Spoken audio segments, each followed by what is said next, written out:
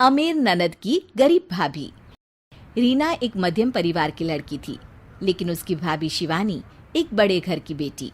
शिवानी की शादी अभिषेक से लव मैरिज थी। अरे भाभी, ये कितना अच्छा सूट पहना है आपने। काश ऐसा मैं भी पहन पाती। अरे क्यों नहीं रीना, वैसे भी तुम्हारा और मेरा नाम तो एक ही है, जब मन करे पहन लेना। भाभी, आपको आपके पापा ने कितने अच्छे कपड़े गहने दिए हैं। मैं उनकी इकलौती बेटी जो हूँ।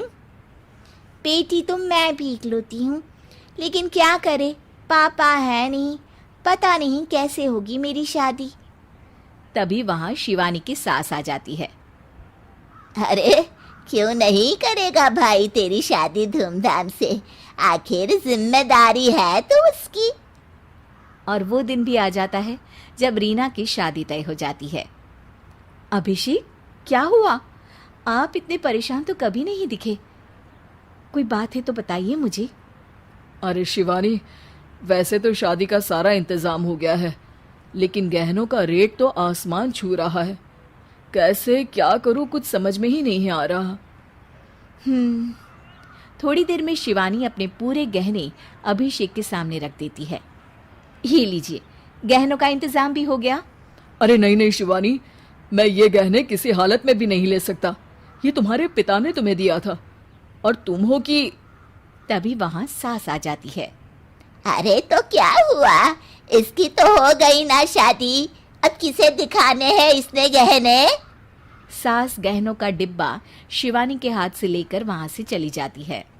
रीना की शादी धूमधाम से होती है और अब वो बड़े घर की बहू बन जाती है। वहीं रीना की शादी के बाद शिवानी और अभिषेक उसकी शादी के कर्जों से डूब जाते हैं। मैं सोच रही हूँ नौकरी करनी शुरू कर दूँ, वैसे भी पढ़ी लिखी हूँ, आपकी थोड़ी मदद भी हो जाएगी। वैसे शिवानी, कुछ दिन कर लो तो अच्छा ही होगा, क्योंकि ज़रूरत भी है। अब शिवानी भी नौकरी करने लगती है और घर खर्चे में अभिषेक का हाथ बटाती है। एक दिन शिवानी, रीना का फोन आया था, कह रही थी कि आने वाले त्योहार में उसके ससुराल जाना है। ठीक है माँ। अरे ठीक तो है, लेकिन एक काम कर लेना, उसके सास ससुर से लेकर पूरे खानदान के कपड़े मिठाइयाँ सब ले आना, और हो सके तो रीना के लिए छोटे से कान में पहनने के बूंदे भी। और क्या है ना, शादी में उसे सारी बड़ी बड़ी कान की ज्वेलरी दी थी, घर में पहनने के लिए तो उसके पास कुछ भी नहीं है। शिवानी सोच में पड़ जाती है कि वो क्या करे, क्योंकि कर्जों और घर के खर्चों के बाद तो पैसे बचते ही नहीं थे। शिवानी फिर अपने पिता को फोन करती है और उनसे पैसे मांगती है। देखो शिवानी, मैंने तुम्हें शादी के वक्त ही मना किया था कि ऐसे घर में शादी करनी ही नहीं चाहिए। अरे अभिषेक को शर्म आनी चाहिए जो ससुराल से पैसे मंगवा रहा है। शिवानी को पिता की बात पर गुस्सा आ जाता है।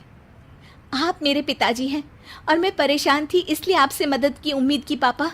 अभिषेक को तो पता भी नहीं है कि मैंने आपसे पैसे मांगे हैं। शिवानी सोचती है कि वो अभिषेक से बात करे, लेकिन फिर उसे लगता है कि वो टेंशन ले लेगा। तभी शिवानी की नज़र हाथ के कंगन पर पड़ती है, सीधे बाजार जाती है और उसे बेचकर ननद के घर ले जाने का सारा सामान लेकर आती है और सास के सामने रख देती है। हाँ ठीक है, लेकिन फल थोड़े और अच्छी क्वालिटी के होने चाहिए थे। शिवानी कुछ नहीं कहती, वहां से चली जाती है। एक दिन शिवानी, रीना का फोन आया था, बहुत रो रही थी। क्यों माँ, क्या हुआ? सब ठीक तो है ना उसके ससुराल में? अरे तूने तो उसकी नाक ही कटवा दी। अब मैंने क्या कर दिया माँ? कह रही थी कि बड़े घर की बहू है भाभी, जो कपड़े दिए वो ब्रांडेड भी नहीं थे। तू तो जानती है ना उन लोगों का पहनावा कितना अच्छा है। तू तो मेरी बेटी का भला कभी सोचती नहीं।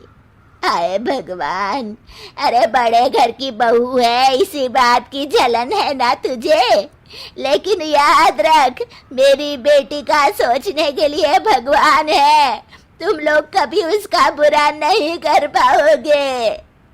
अब शिवानी के मन में सवाल था कि क्या ईश्वर सिर्फ रीना के साथ है, उसके साथ नहीं। लेकिन उसे सुकून था कि वो अभिषेक के साथ उसकी जिम्मेदारियों को निभाने में बराबरी की हकदार है। शिवानी वहाँ से चली जाती है। वो सास से कुछ नहीं कहती, क्योंकि अमीर घर की बहू बनकर रीना को भले ही सुकून ना हो, लेकिन गरीब घर की बहू बनकर शिवानी खुश है। क्योंकि खुशी पैसों से नहीं, परिस्थितियों पर निर्भर करती है।